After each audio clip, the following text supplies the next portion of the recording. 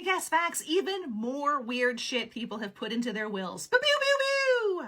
When Frank Mandelbaum's will was read in 2007, it was discovered that he had left behind a $180,000 trust for his grandchildren. There was one additional clause. It concerned his son Robert. Robert's children would only inherit a share if Robert agreed to marry their mother within 6 months of their birth. There was one small problem. Robert was gay. He was raising a son with his husband. Likely that won't stand up in court because to make a will leaving assets to someone contingent on someone else doing something is ultimately outside the beneficiary's control. One man left his prostate to a giraffe. Someone else left behind a Toblerone, and someone else left behind a kidney stone. Sam I am.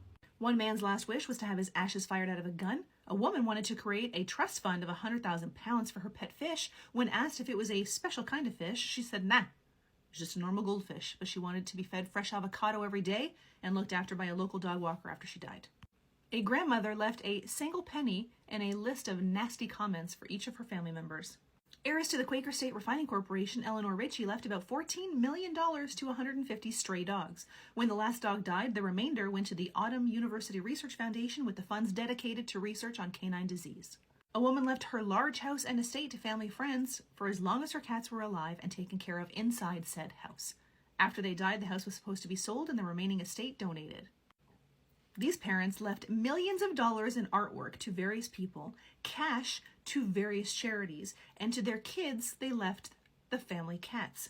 Turns out they did it because the kids got them the cats to comfort their parents in their old age, and the parents fucking hated the cats, but the kids wouldn't let them get rid of them.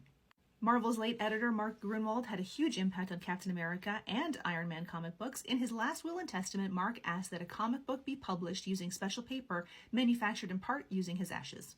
Gene Roddenberry, the creator of Star Trek, was the first person in history whose cremated remains were flown into space. The ashes of the inventor of the Pringle can were buried in a Pringles can. The inventor of the Frisbee had his ashes made into a Frisbee so he could still play with his son after death. A Dutch tradesman known as the king of smokers in life made a few smoke-related requests in his will. All smokers in the country be invited to his funeral.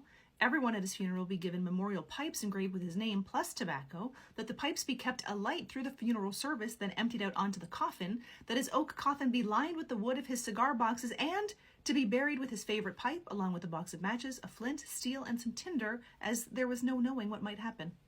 And finally, in this series, Dusty Springfield, singer of I Only Want to Be With You, left instructions that her cat Nicholas was to be fed only imported British baby food.